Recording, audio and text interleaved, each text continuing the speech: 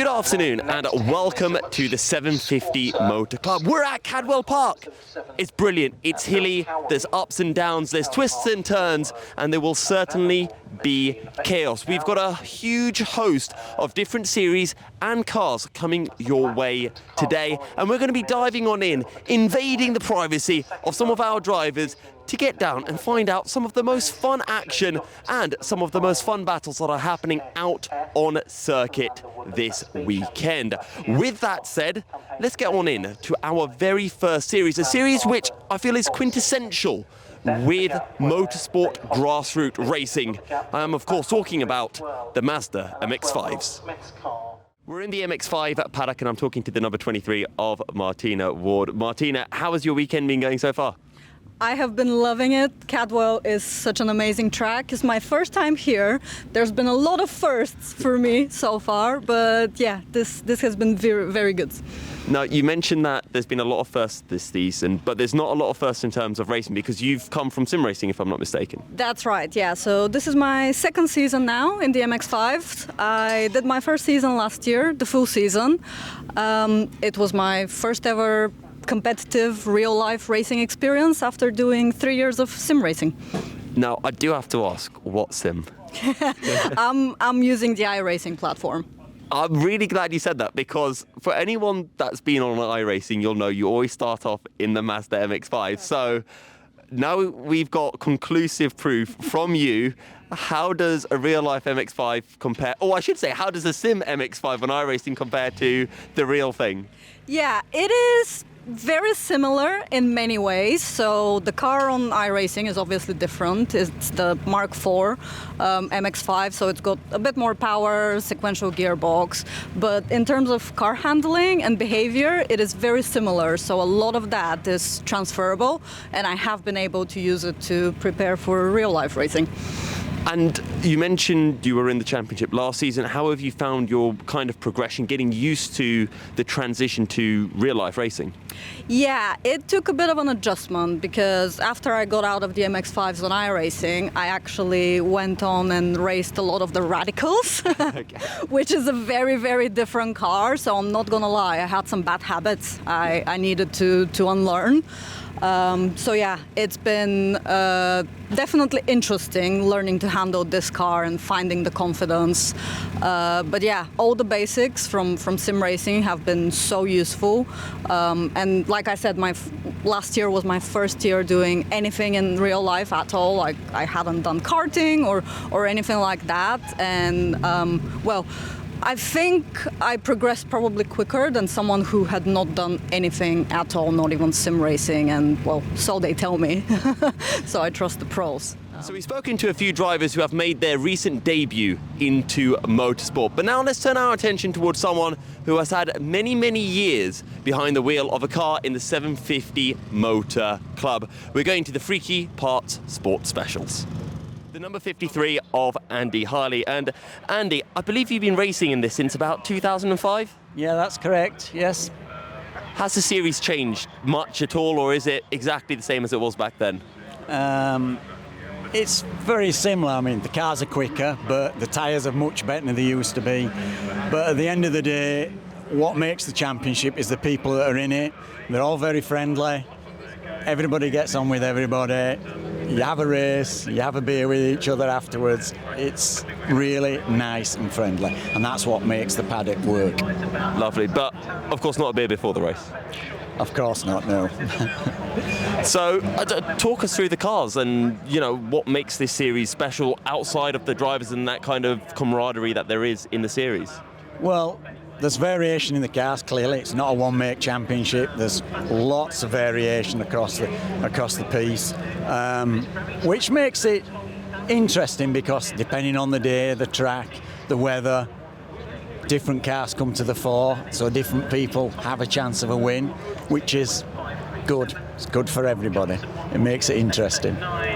How many different cars have you raced in this series over the near 20 years that you've been in it? 1, 2, 4. 4. Is this your favourite one so far, or where does it rank? Oh, it definitely ranks as the nicest car to drive of all of them, yes. And how do these cars kind of handle? Because here at Cadwell Park, very hilly, a little bit bumpy. Getting any airtime over the hills? Well, obviously, like most cars that have got a reasonable amount of speed, we make some air over the top of the mountain here. Yes, there is so much. The contours to it, it's a fantastic circuit. I mean, there's so much elevation change, but there's also so much camber in all the corners. So none of the corners are actually what they look like. You take them differently to what you'd think by visually looking through the corner, because there's so much camber variation. A lot of the corners have got the good camber, the positive camber for you, but sometimes the camber falls the other way, like through the gooseneck, etc. So, yeah, it's an interesting circuit. It's my favourite. So now that we've spoken to a driver who has been racing in one particular championship for a very long time, we're going to now move to a series where there are so many different cars racing, and that is the Tegewa Road Sport Series. We're going to have a chat with Morgan Bailey, who's going to talk us through his car, the Honda Civic. EP3 shape Civic 2002 car. So this is racing in Class A Road Sport, so it's 300 horsepower per tonne. So it's got a 2.4 K24 Honda in there with a tractive 6-speed sequential paddle shift gearbox. It's something that we built all ourselves as a company. We're getting there with it. It's been a bit of a pain, but we're getting there with reliability. Drive shafts were our weak point at Croft. We did the first round there. So we're back out here this weekend. I mean, we're only 20 minutes from here, so we're local. See how we get on. Yeah, so fingers crossed we have a good result in qualifying for the race this afternoon.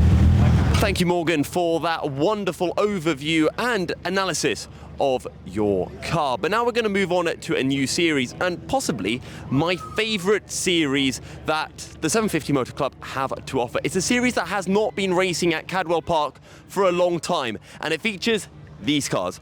The Formula 1000, where the championship is very, very tight, 9 points separating our top three, and we're talking to the driver of the number 92, Craig Pollard. How are you doing, Craig? Yeah, really good, thank you. Yeah, we've had a good year so far and came away from Brands actually leading the championship, but not quite as good at Alton, so got a few points to make up.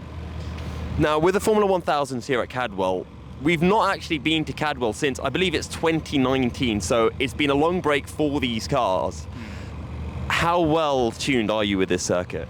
Yeah, I mean, obviously I've had quite a bit of experience in Formula V here. Last time we were here in a Formula V, we had a couple of wins, which is great for us. We had quite limited testing yesterday because we were only on a half day, and we were chasing a misfire, which between two sessions and scrubbing in a new set of tyres, it doesn't leave you much left to do. But actually, amazingly, you know, driving around, it all starts to come back, and it's one of my favourite tracks on the circuit, actually. The undulations and going over the mountain and then through the next section in the sort of last one before the start-finish line is fantastic. So yeah, I'm feeling in quite a good place about this, and I think having, you know, Jedi's or F1000 not here for a little while makes it quite interesting for us. No one with, you know, really recent knowledge of racing, so it's definitely going to leave it open for the weekend.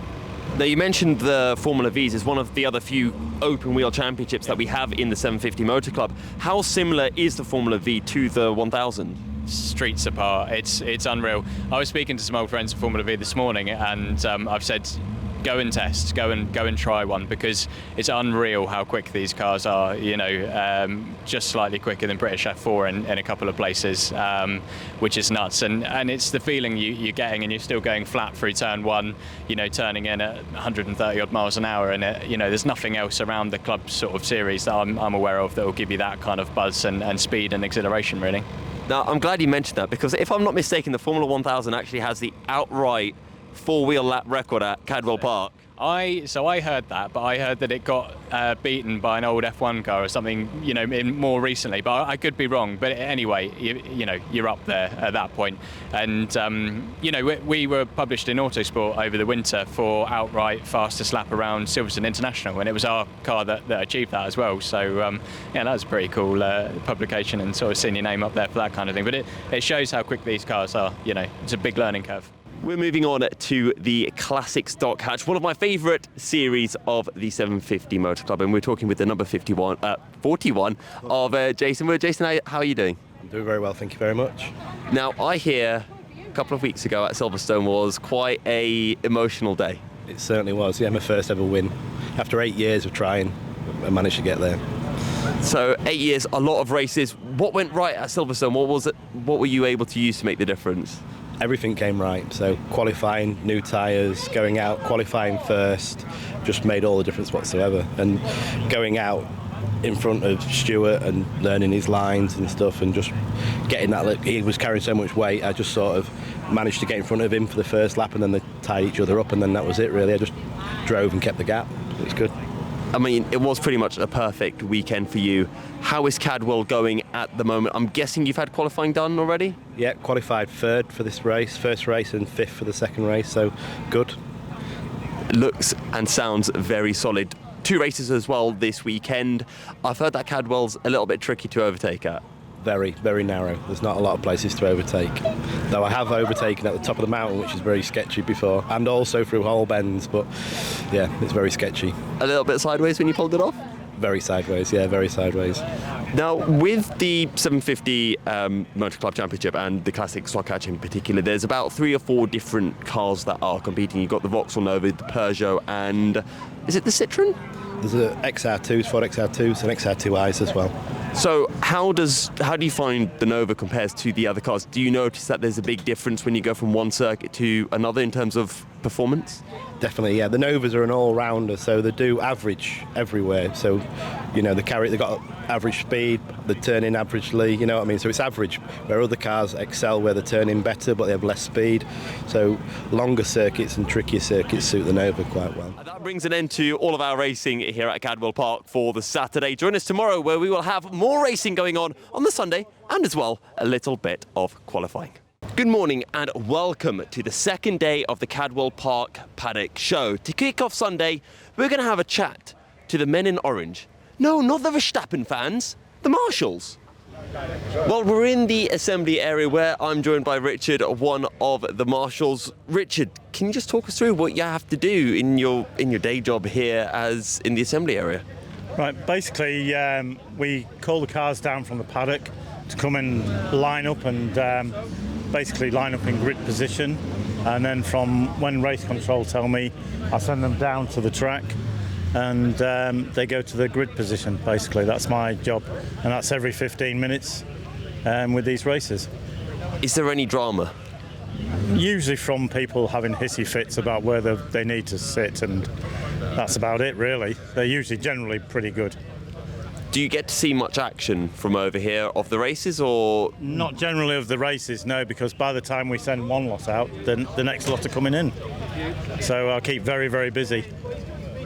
Fair enough. Well, thank you for your time and enjoy, well, I'd say enjoy the rest of the race, but you can't really see much of it like us. Well, this is true, yeah, but I mean, if anybody wants to become a marshal, you know, at Cadwell, come to see Cadwell Marshals, which is probably one of the best marshal groups around. They're more than welcome to come and join, any age, any size. We even had a guy in a wheelchair here a few weeks ago. Excellent, and I absolutely love the plug. Thank you very much for your time. Okay, no problem. Yesterday we spoke to a veteran of the Freaky Parts Sports Special Championship. Today we found another veteran, and also this veteran is bloody fast. It's the reigning champion, Peter Bove. Peter, how you doing? Yeah, good. I was number 1 last year. This year's not looking quite so good, but it's about time somebody else won it. So. There's a few rounds left in the championship. You never know what could happen. Yeah. I would need a miracle, but that's fine. I've had a great run of reliability over the last 4 years. Won the championship 4 years in a row. It's about time somebody else won it, really. Fair enough. Very modest of you. Can you talk me through this car? Because I've chatted with you many times after races, but I've never really got to hear the nitty and gritty about this. It's quite an old car now. It was built in 1988 by Dick Harvey, which obviously because it's a Derby. And it's been modified, it's been updated since then, but it's still the same chassis. Now running the Formula's Fit engine, Quaife 4-speed sequential gearbox, live rear axle from a Morris Minor, and the rest of it is pretty much as Dick originally built it. So, Peter, how long have you been racing in the Formula Championship, and what were you doing before then, really? Okay, I've been racing, well, I've had this car for just over 30 years, and I've been racing pretty much every year since I got it. So quite a while, really. And before that, I did motorbike enduros for a couple of years, but realised that was a bit mental. So I decided to get myself a car, and it's been much better. From bikes to cars, which do you prefer then? You know, reminiscing over your bike years. The car. I'd had Hodgkin's lymphoma, which is blood cancer, and I was still being treated for it when I started doing enduros, which wasn't really the brightest move. But even so, I'm much better in a car than I ever was on a bike. So. From a four-time champion to a driver who shares the same surname with two other competitors, we're heading on over to the Mighty Minis. We've made our way into the Mighty Mini Paddock, and I'm joined by James Jenkins, who's going to talk us a little bit about his Mini and talk us a little bit about your weekend so far. Yeah, this weekend's been really good. I started with the Mighty Mini Championship in 2022, so we bought this car, which is car number 32. Dan, who's actually here today, he won the championship with the car in 2021, so I've been racing for 2 years with the Mighty Minis, and it's all focused really on affordable motorsport, really. Trying to get people like myself who haven't got a massive budget but are able to just about afford to go racing, get on circuits in the UK and have great fun. Fantastic stuff. And yesterday you had a decent time. I heard that you've made a few adjustments to the car. You've got a little bit of power back after Thruxton. Yeah, Thruxton, I wasn't really on the pace there. It turns out the car was down on power. We took it to Neil Slarks of Slarks Engineering. Anyone who's in the Mini world know them very well.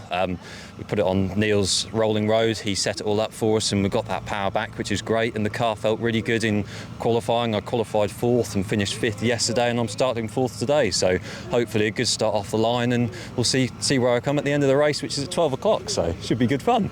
Absolutely. Now, you're also quite annoying for the commentators because there's 3 of you Jenkins racing, aren't there? Yeah, there's myself, there's Greg Jenkins, who's in the Supers, and then there's my dad, who's just started this year. We bought a Shell last year that had all been sort of prepared, ready to go rallying. We fitted it all up over the winter, painted it, and which is a car just to our right, and car number 64, which my dad's racing. Dan, who owned my car, he's built my engine and built my dad's engine, and Dad's now racing with the Mighty Mini Championship this year, and it's great because Dad's having great fun and I'm having great fun, and we're all enjoying it, which is fantastic. We're moving on to the Toyota MR2 Championship, and I'm joined by the number 27 of Sean Trainer. Sean, how are you doing? Yeah, not too bad. Yeah, good start so far, anyway.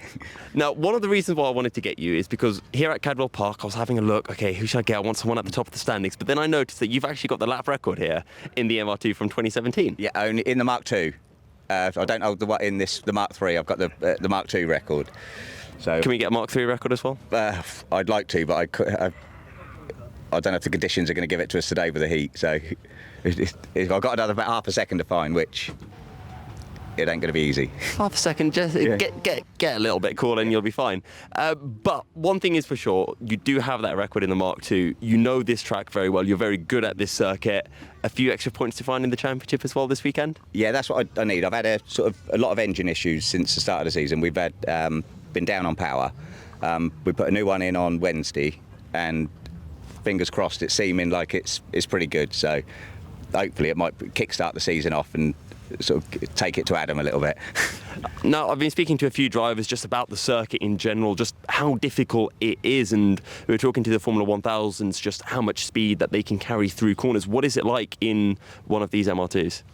Yeah, so it's a good circuit. It's we're not quite in the right gear at some of the points, but yesterday we tested yesterday, and the track was really slippery.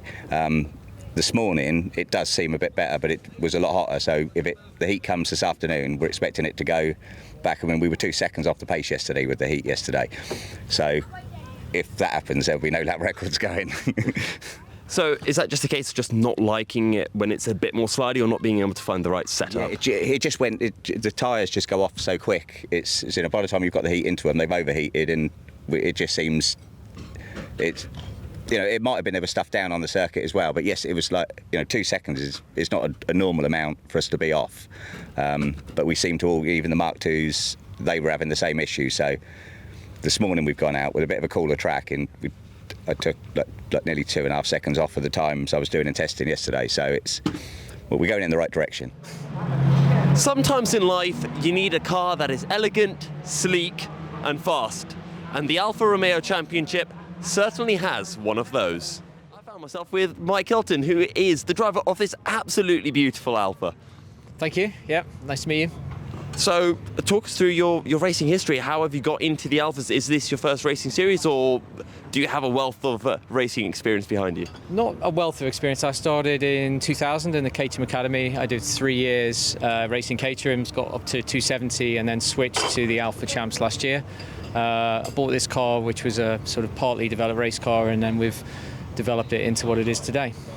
So you said that you came from the Caterhams. How does this then compare to the Caterham? Because that's really light.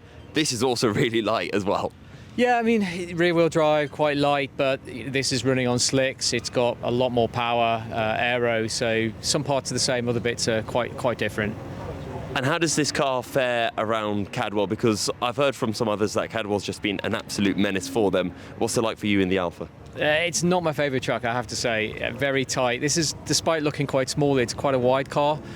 Very bumpy, so we're trying to dial out some of the suspension issues now. But yeah, I mean, it's a fun track, but it's not necessarily the best track for this car for racing. Something like Brands is probably better for it. That brings an end to all of our action here at Cadwell Park. Thank you so much for joining us for all of the action, the racing and the interviews. Thankfully, there's a bench for me to have a nice sit down on to bring this show to a close. We'll see you in 2 weekends' time at Snetterton for the next round of the 750 Motor Club.